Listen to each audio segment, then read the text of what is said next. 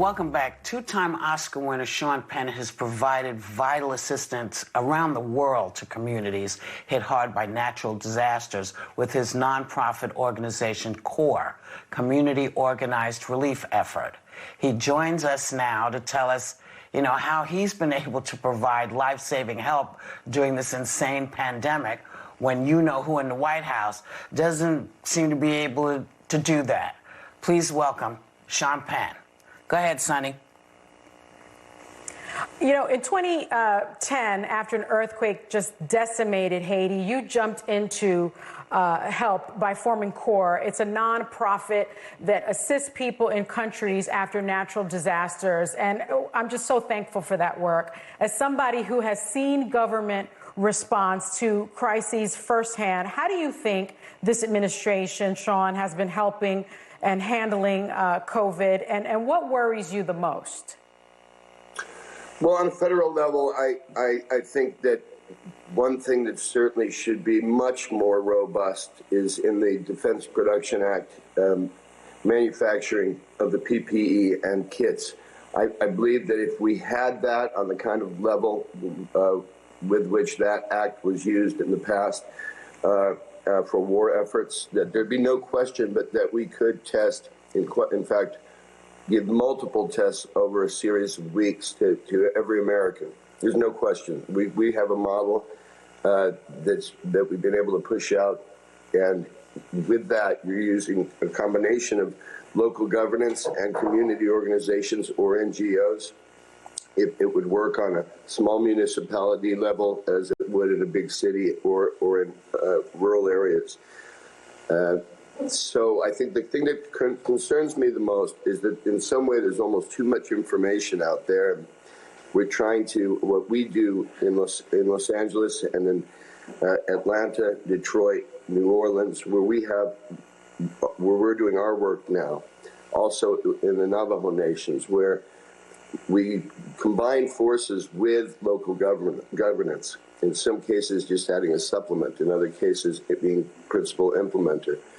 And we're able to test thousands and thousands every day. And this is just one organization, but that kind of model replicated is not a difficult task. It's really about supply. Sean, I agree with what you said. But you say that we're in an active shooter scenario right now. What do you mean by that? Explain it. Well, I don't think we need to attach a face, a personality, or what somebody was sending on their social media to be able to identify an active shooter. An active shooter is anything that is continuing to kill people and our brothers and sisters and fathers and daughters and sons. This is this virus is the active shooter, and if we were, I think that if we could wrap our head around it in that way and understand that it's principally putting in the reticle people of color, elderly people, indigenous people, but randomly selecting all of us, that we need to huddle around and make very clear decisions on how to approach this thing. It's not, I get concerned, though I know, of course, there's a necessity for people to be able to make a living. I get very concerned when the attitude is without caution or without respect for those dead, dying, the hospital workers, that and the science of this. This is a continuing problem, and it seems that there's just too much distraction. Now, Sean, we've said for weeks in Hot Topics that a strong testing plan is the only way to move forward and reopen the country safely. But yesterday, the new White House press secretary, Kayleigh McEnany, said it's just simply nonsensical for every person in the U.S. to be tested for coronavirus. Do you agree with that? No, I think the problem is that people are speaking without any knowledge of what they're speaking of. This testing should be thought of again in a very, very basic way. In this kind of active shooter way of looking at it. This is a weapon that can get into any neighborhood, it can get into any school, get into any, as we know, retirement home, elderly care home. and even out in the street and in the market. So, of course, we have to test if the idea is that human life matters. And those kinds of comments, I think, will normalize a disconnect between who we are and how who we want to be as a country and as a people. Now, Sean, you're setting up and managing drive-through corona testing sites for people who want to be tested in California, Georgia, Louisiana, and Michigan. Why did you decide to take this on? I mean, it's not like you're not saving a whole bunch of places. You do extraordinary work, but why those states in particular? Well, what happened was in California, we found that we have in Governor Newsom and in Mayor Garcetti, along with the Los Angeles Fire Department, there was extraordinary leadership on this issue, and they had already principally designed and begun these programs.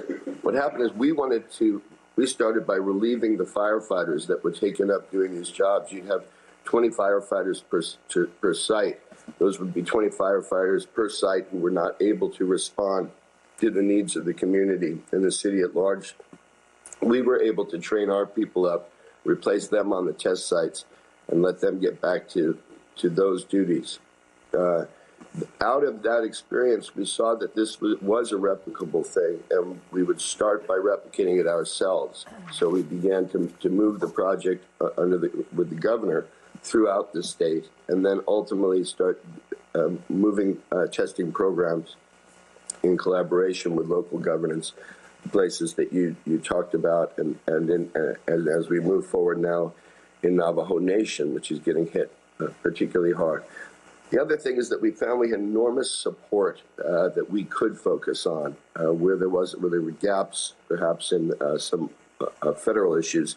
We had companies. There was a company in California, Birdwell, where they started turning their board short and surfwear company into the making of masks. I think we've heard other stories like that. And now they run a very high-quality, safe operation.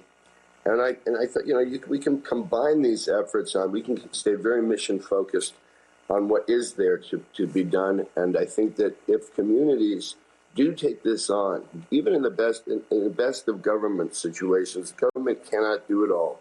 And this really has to be a community of citizens. So that's what we're hoping to model with our programs at CORE.